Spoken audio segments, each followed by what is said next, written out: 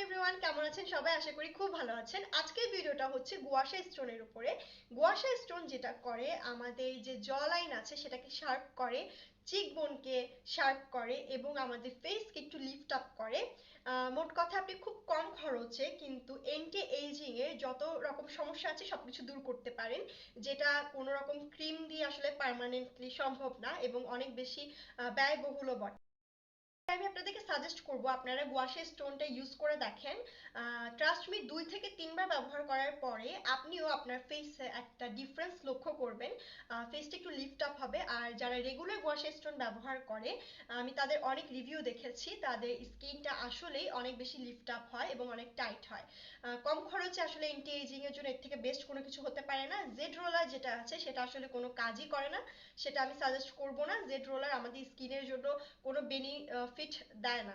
So যদি আপনাদের টাকাটা ইনভেস্ট করতে হয় তাহলে আমি মনে করি গুয়াশা স্টোনের প্রতি ইনভেস্ট করাটা উচিত। এই প্রোডাক্টটা কিন্তু খুবই অ্যাভেলেবেল, আপনি সহজে যে কোনো জায়গায় পেয়ে যাবেন, অথবা আপনি দারাজেও অর্ডার করতে পারেন। আমার ছোট ভাই আসলে দারাজ থেকে এটা অর্ডার করে আমাকে গিফট করেছিল এবং তারপর এটা ব্যবহার করার পর থেকে আমার অনেক বেশি ভালো লেগে যায়। তাই আজকে আপনাদের জন্য এই ভিডিওটা তৈরি করছি, কিভাবে আমরা গুয়াশা স্টোনটা ব্যবহার করব এবং কোন কোন উপায়ে ব্যবহার করলে আমরা আসলে ফলাফলটা পাবো সেটার উপরে আমার যতটুকু অভিজ্ঞতা আমি সেটা আপনার সাথে শেয়ার করব। তো চলুন মূল ভিডিও শুরু করি। ফার্স্ট স্টেপ হচ্ছে ফেসটা আগে ভালো করে ক্লিন করে ফেসে যে কোনো অয়েল, সেটা হতে পারে ফেশিয়াল অয়েল অথবা পেট্রোলিয়াম জেলি, ভ্যাসলিন হতে পারে, অথবা যে কোনো সিরাম যেটা আপনার হাতের কাছে আছে সেটা ভালো করে ফেসে অ্যাপ্লাই করে ফেসটাকে আগে একদম সফট করে নিতে হবে। তারপর আমরা গুয়াশা স্টোন অ্যাপ্লাই করব। কখনোই শুকনো ফেসে আমরা গুয়াশা স্টোনটা ব্যবহার করব না। যেটা মাথায় রাখতে হবে, গুয়াশা কখনো আমরা এইভাবে ধরে অ্যাপ্লাই করব না, আমরা যতটা সম্ভব ফ্ল্যাট রেখে রেখে তারপর অ্যাপ্লাই করব। তো এখানে যে কার্ভ এরিয়াটা আছে সেটা হচ্ছে আমাদের জ লাইনটাকে শার্প করার জন্য, আমাদের চিকবোনটাকে শার্প করার জন্য। আর এই যে ফ্ল্যাট এরিয়াটা আছে সেটা হচ্ছে ফুল ফেসকে লিফট করার জন্য, কপালের বলিরেখা দূর করার জন্য এবং গলার মধ্যে যেই ভাঁজ পড়ে সেটা দূর করার জন্য। আর ডার্ক সার্কেলের জন্য আমরা এভাবে এটাকে ব্যবহার করতে পারি। তো প্রথমে আমি ফুল ফেসটাকে আগে অয়েলিং করে নিচ্ছি। তো আমার হাতের কাছে যে সিরামটা আছে সেই সিরামটা আমি পুরো ফেসে অ্যাপ্লাই করে নিচ্ছি।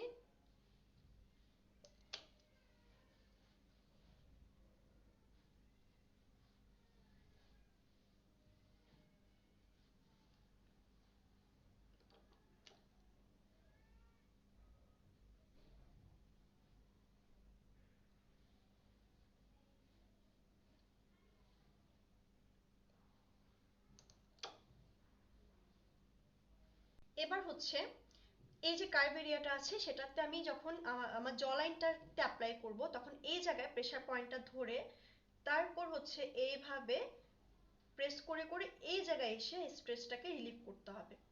প্রথম প্রথম যখন আমরা করব তখন আসলে আমরা 5 বার করব এমন করে ডেইলি। আর যখন আস্তে আস্তে কয়েক সপ্তাহ পরে ফেসটা ইউজ টু হয়ে যাবে তখন আমরা চাইলে 10 বার করে বা 15 বার করে করতে পারি। এখানে এসে স্ট্রেসটা রিলিভ করতে হবে। তারপর এটা এখন অ্যাপ্লাই করব হচ্ছে আমার চিক এরিয়াতে। তাহলে এভাবে করে ধরে তারপর এইদিকে এভাবে করে প্রেসারটা নিয়ে এই জায়গায় প্রেসার পয়েন্টে স্ট্রেস রিলিভ করতে হবে। 2 3 4 5 হচ্ছে ফেসের জন্য আবারও এভাবে ধরে তারপর এই দিকে এভাবে করে প্রেসারটাকে নিয়ে উপরের দিকে লিফট করতে হবে। 2 3 4 5। আপনারা যদি একটু ভালো করে লক্ষ্য করেন, ভিডিওতে আসলে বোঝা যাবে না, আপনারা যখন নিজেরা এটা অ্যাপ্লাই করবেন তখন আপনারা একবার ব্যবহারের পরে নিজেরা হালকা হলেও আপনাদের ফেসের চেঞ্জটা বুঝতে পারবেন। তো এবার কপালের এই সাইডটার জন্য আমি হচ্ছে এই কার্ভটা হচ্ছে এইভাবে করে ইউজ করব এবং এখানে প্রেসারটা রিলিভ করব। 2 3 4 5। এই যে উপরের এই বড় অংশটা আছে সেটা হচ্ছে আমাদের ডার্ক সার্কেল এরিয়ার জন্য।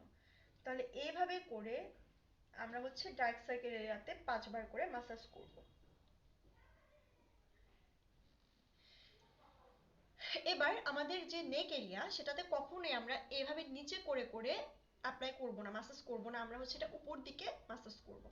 সেটা হচ্ছে আমরা এইখান থেকে এভাবে স্ট্রেসটাকে নিয়ে প্রেসার পয়েন্ট এই কানের নিচে এসে এখানে রিলিফ করব।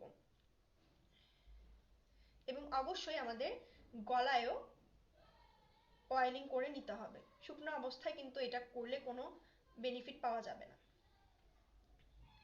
তো এদিকে হাফ ডান এবং গলাটাও এভাবে করে করা হয়ে গেল। এবার আমি ঝটপট আমার পুরো ফেসটা ভালো করে গুয়াশা স্টোন দিয়ে মাসাজ করে তারপর ব্যাক আসছি।